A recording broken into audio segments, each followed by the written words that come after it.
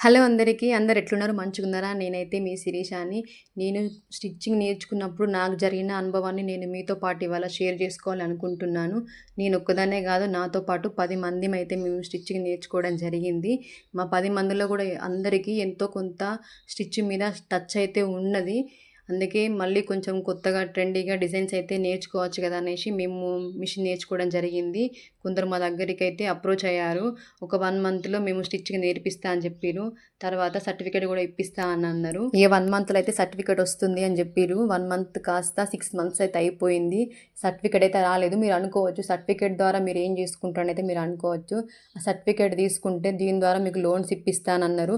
కొందరు ఎట్లుంటారు, లోన్స్ వచ్చిందంటే ఏదో ఒకటి చిన్న ఏదన్నా షాప్ లాంటిదన్నా పెట్టుకోవాలని అనుకుంటారు. ఇప్పుడు మిషన్ మొత్తమే రాని వాళ్ళు ఎట్లా అంటే మిషన్ నేర్చుకుంటే కొన్ని బెనిఫిట్స్ ఉంటాయనే కదా మనం మిషన్ నేర్చుకుంటాం.